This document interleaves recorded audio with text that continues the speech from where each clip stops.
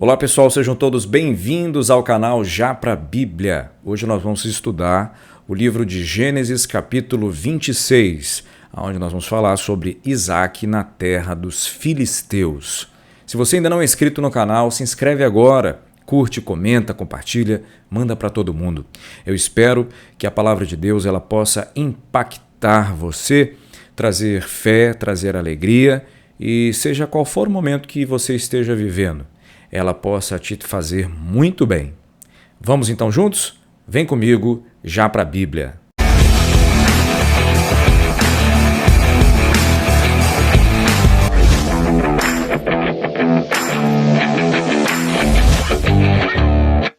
Pessoal, o capítulo de Gênesis 26, ele começa dizendo que houve uma grande fome aonde Isaac ele morava. Isaac ele morava próximo ao poço Ber-lai-roi, ou seja, o poço daquele que vive e me vê.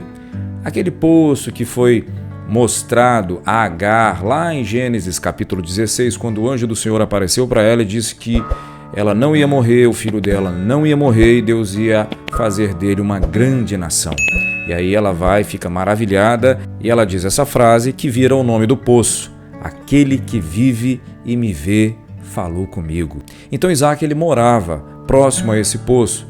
Faz todo sentido. Água, suprimento, vida, honra, prosperidade, propriedade, identidade, história. Tudo isso representava ter um poço. Acima de tudo, água, saúde, vida. Ocorreu, porém, que houve uma grande fome ali naquela região.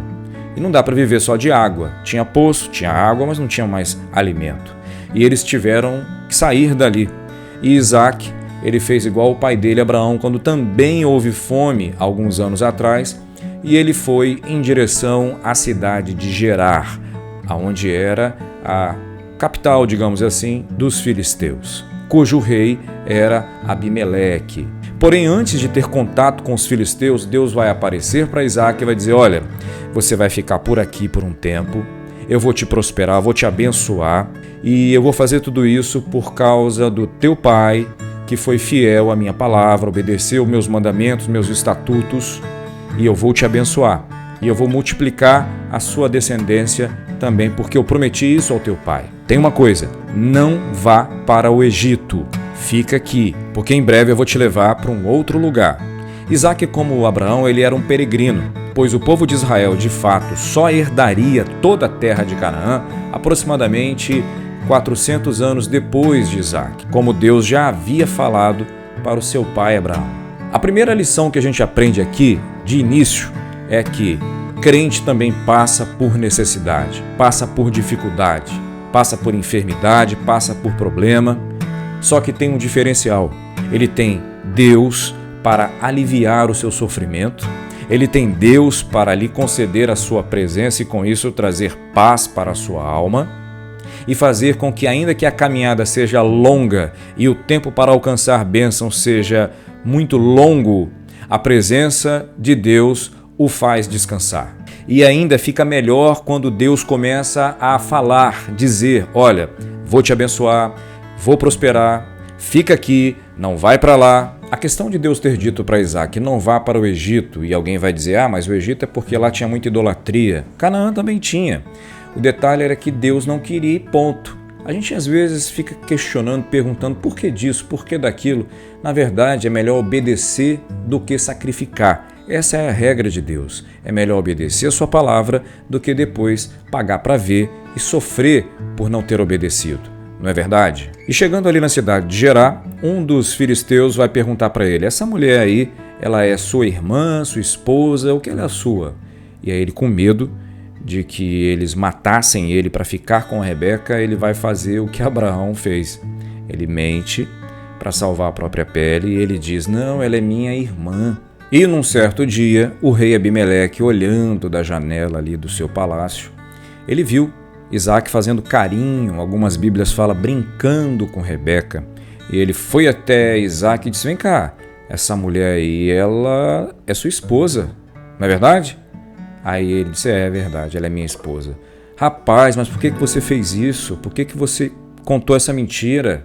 Qualquer um de nós aqui poderia ter deitado com ela e ter trazido sobre nós uma maldição, um problema terrível. Por que você fez isso? Aí ele revela: eu fiz isso por causa do meu medo que eu tinha, que vocês me matassem por causa dela. E aí o rei Abimeleque, ele vai dizer o seguinte: olha, homens filisteus, não toquem em Isaque nem na esposa dele, senão os tais morrerão. Aqui a gente aprende o seguinte: Isaque está numa caminhada, ele está num processo de conhecimento de Deus. Ele tem altos e baixos, como Abraão também. Ele é um pecador como eu e você.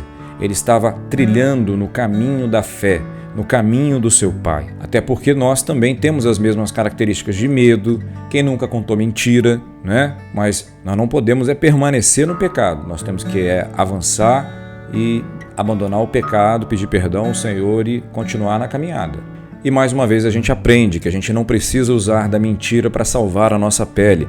Nós temos que confiar no Senhor, falar a verdade, porque Deus honra aquele que fala a verdade. Porque a mentira, ao contrário do ditado popular que existe por aí, que diz que ela tem perna curta, a Bíblia diz que mentira tem vida curta e ela morre logo. Por isso que nós devemos viver falando a verdade, porque nada pode contra a verdade, senão pela verdade. Além de ser uma característica de Deus, um atributo comunicável que nós temos que praticar uns para com os outros, porque a gente já sabe quem é o pai da mentira e a gente não quer ter nenhuma associação a ele.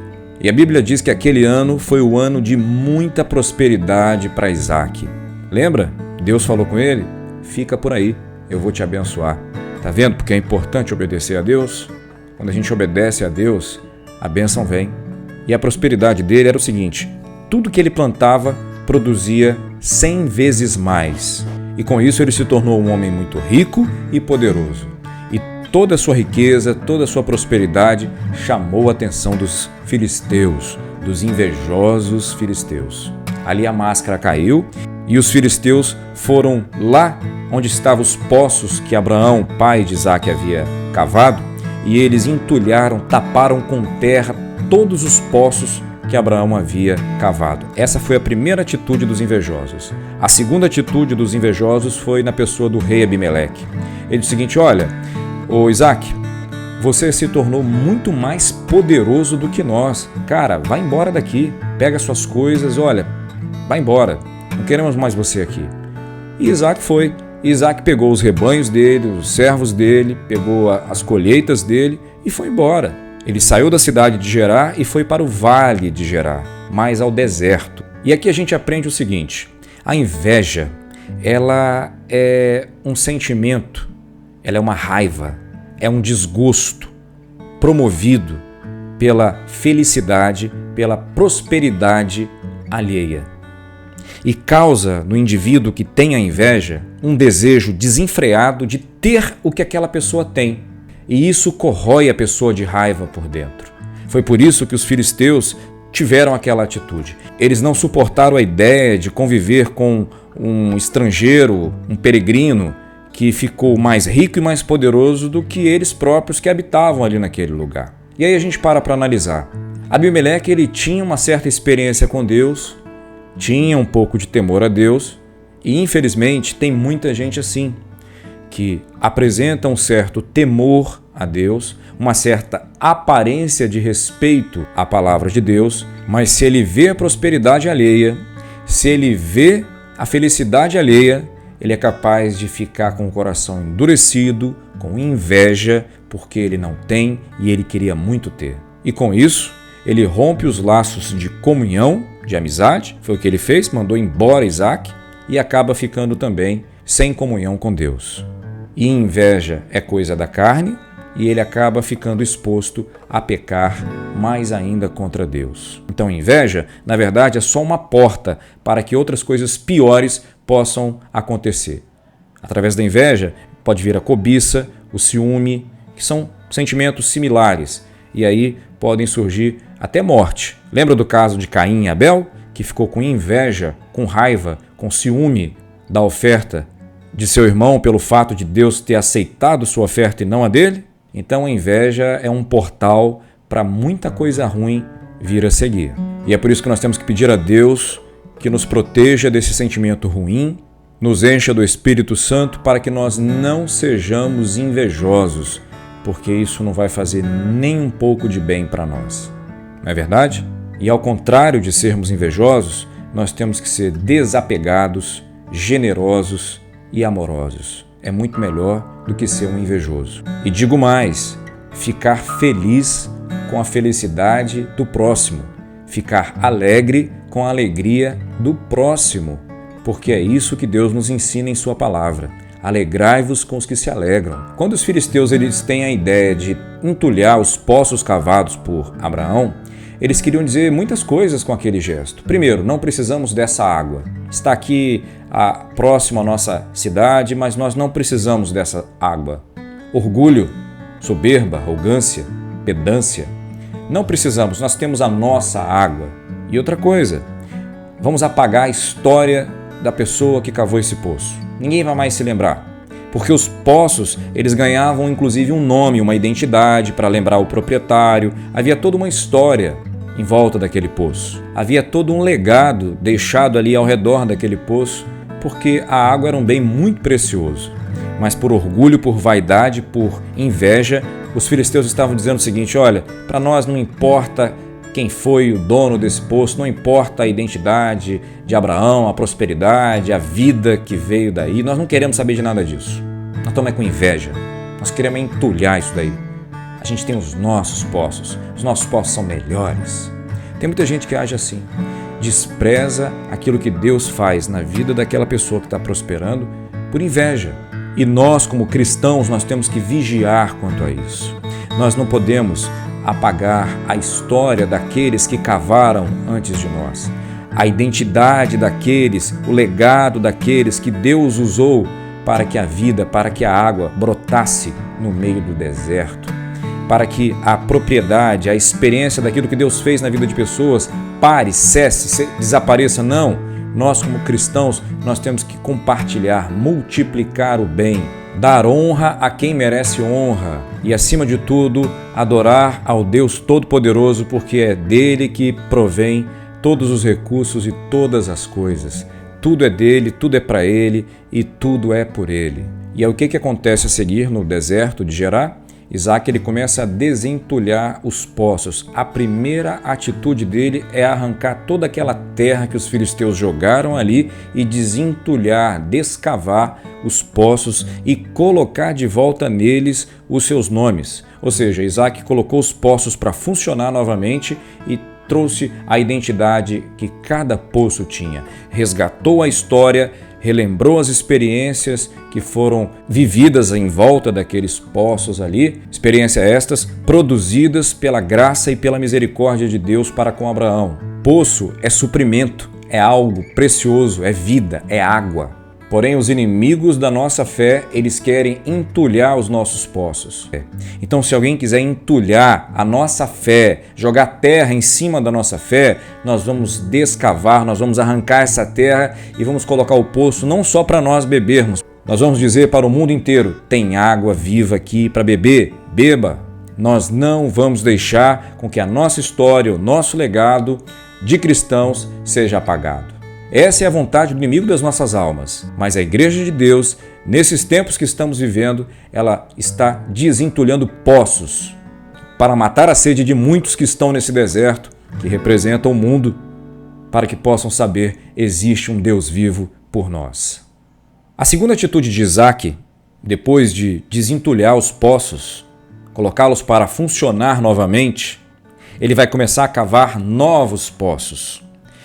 E o primeiro poço que ele cava, aparece de repente um monte de pastor ali, dos filisteus ali da cidade de Gerar, dizendo, não, essa água que vocês acharam aí é nossa.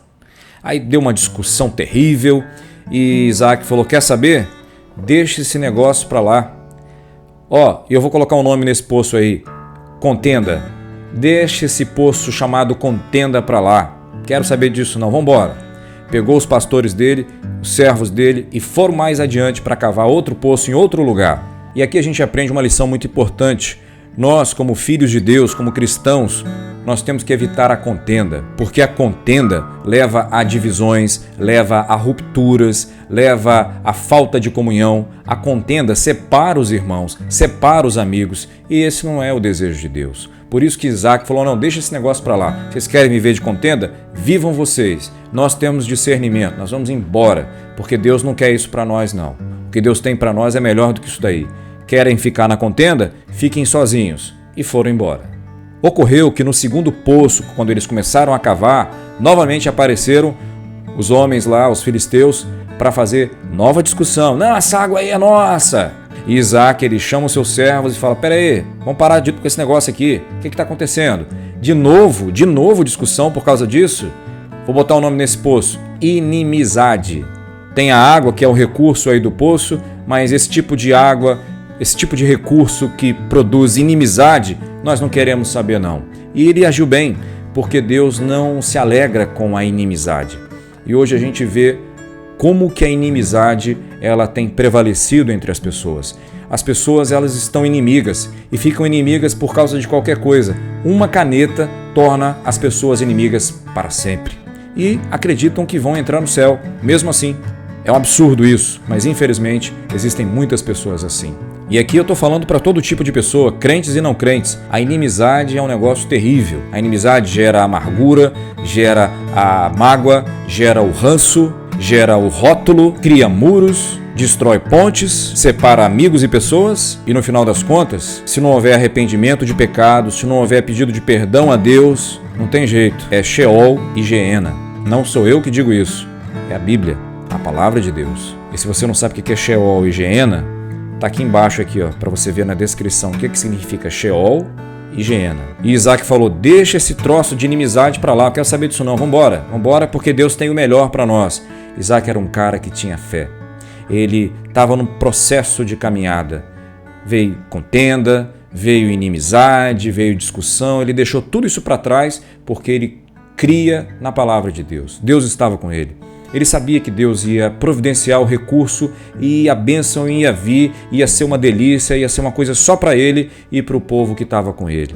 E não ia ter problema nenhum. E de fato ele estava certo, porque mais adiante, quando ele se afasta ali da contenda e da inimizade, aqueles 2 primeiros poços, ele vai cavar um terceiro poço e ele coloca o nome naquele poço de Espaçoso. Aí ele vai dizer assim, Deus nos deu agora um lugar espaçoso para a gente poder habitar aqui nessa terra e ficar à vontade. É isso que Deus tem para nós. Quando nós temos o discernimento de não viver na contenda, de não viver na inimizade, o destino é viver no tempo de Deus. É ser levado para um nível de comunhão com Deus, aonde vai haver paz, prosperidade material, espiritual, pois nesses lugares o que reina não é a contenda, não é a inimizade, o que reina é a presença do Senhor, é o lugar espaçoso. E por que é espaçoso? Para que caiba todos os necessitados, todos aqueles que querem viver longe da contenda e longe da inimizade. Tem espaço, tem muito espaço para gente assim. Por quê? Porque a graça de Deus, ela é maravilhosa, ela está aí à disposição para todo aquele que crê em Deus e em sua palavra. E ainda que vivamos numa terra como essa, de invejosos, de contenciosos, de pessoas que querem o nosso mal, se nós crermos em Deus e confiarmos na sua palavra, Deus há de preparar para nós um lugar espaçoso, um lugar de paz. E vai durar por um certo tempo, mas não por toda a vida. E por quê? Porque em breve nós vamos morar no novo céu e na nova terra. Aí sim, lá nunca mais vai haver nenhum tipo de inveja, nenhum tipo de discussão, nenhum tipo de contenda. Nossa atenção toda estará voltada para o Rei dos Reis, para o Senhor dos Senhores, onde é o lugar que a Bíblia diz que só existe gozo, paz, justiça e alegria. E aí Deus aparece novamente para Isaac e vai renovar para ele as suas promessas. Vou abençoar sua descendência, vou prosperá-lo, essa terra vai ser do seu povo, vou abençoar os seus descendentes. Através dos seus descendentes eu vou abençoar todos os povos da terra. Vocês percebem que a presença de Deus estava com Isaac a todo momento? Em meio às lutas, dificuldades, provações, tendo que conviver com gente de todo tipo de espécie, mas sem perder a fé em Deus, é a vida do crente, é a vida do cristão. A gente vive altos e baixos, momentos difíceis, momentos bons, momentos de necessidades, momentos de prosperidade, mas a presença de Deus faz toda a diferença na nossa vida. E Ele vai nos conduzindo para vivermos experiências maravilhosas em Sua presença, através do Seu agir poderoso em favor da nossa vida, em favor de todo aquele que crê. E o que Isaac fez? Levantou um altar, começou a adorar a Deus, colocou as tendas ali naquele lugar e ficou ali. Isso mostra que Isaac, ele fazia igual o pai dele, aprendeu com o pai dele. Pode acontecer tudo, mas não pode faltar a adoração a Deus. E aí vai acontecer uma coisa muito inesperada. De repente, o rei Abimeleque, junto com seu amigo e o capitão do seu exército, chega lá onde estava Isaac, e Isaac, ao vê-los, ele diz assim: ué, o que vocês vieram fazer aqui? Vocês não me expulsaram da cidade? Vocês não estavam com ódio de mim? E aí o rei Abimeleque, rei dos filisteus, ele vai responder para Isaac: olha, agora nós sabemos que o Senhor Deus é com você.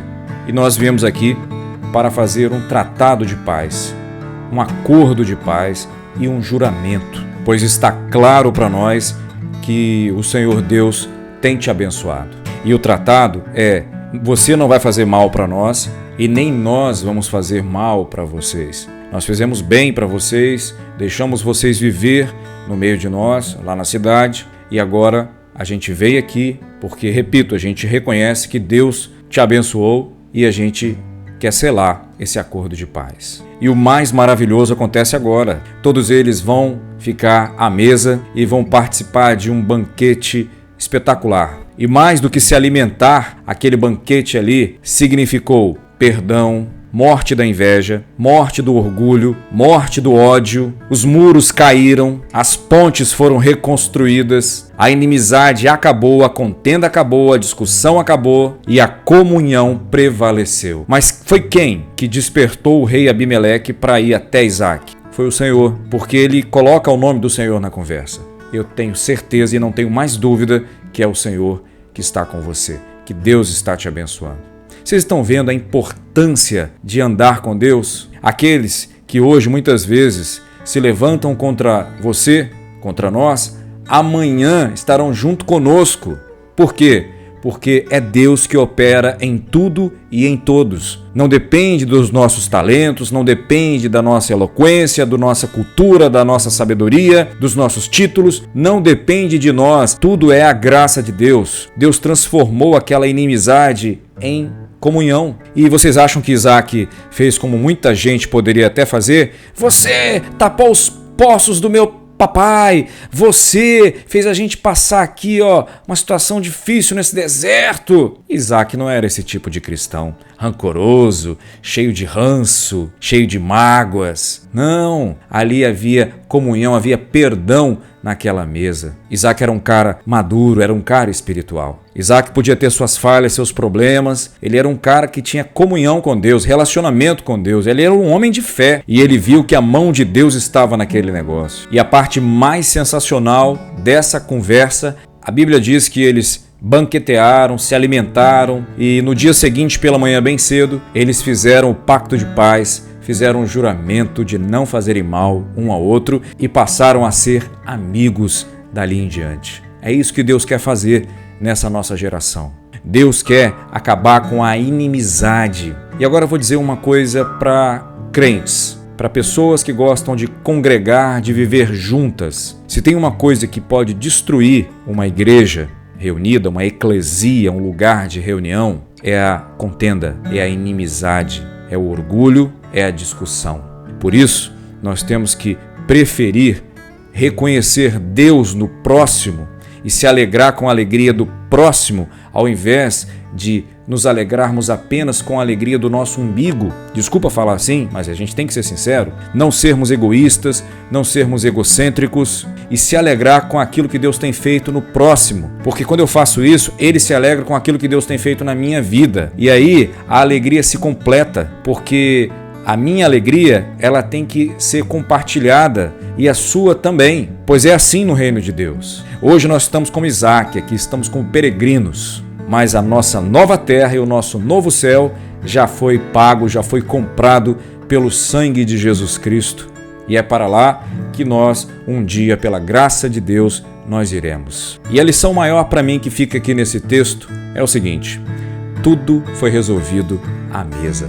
A mesa fala de comunhão, a mesa fala de perdão, a mesa fala de intimidade, a mesa fala de sinceridade, de confessar pecados, a mesa fala de esquecer os erros do passado, recomeço, aliança. Jesus ele ficava à mesa também, com seus discípulos para ceiar, para gerar comunhão, para acolher os pecadores, para tratar os necessitados, para reconciliar os ex-invejosos, mas que entenderam que todas as coisas pertencem a Deus e vêm da mão de Deus. É isso aí, pessoal. E Gênesis 26 termina dizendo que Esaú, aos 40 anos, foi casar com 2 mulheres hetéias ali da terra de Canaã, e essas 2 mulheres, elas foram uma amargosidade para Isaac e para Rebeca. Mas essa história e as aplicações dela nós vamos ver no próximo episódio em Gênesis capítulo 27. Se você gostou dessa aula, não esqueça de curtir, comentar, compartilhar, manda para todo mundo e que essa palavra entre em nós e possa nos transformar em pessoas mais parecidas com o Senhor Jesus, para que sejamos sal para este mundo sem gosto e luz para esta terra de trevas. Já para a Bíblia fica por aqui. Um grande abraço, um beijo no coração e até o nosso próximo encontro. Tchau, pessoal!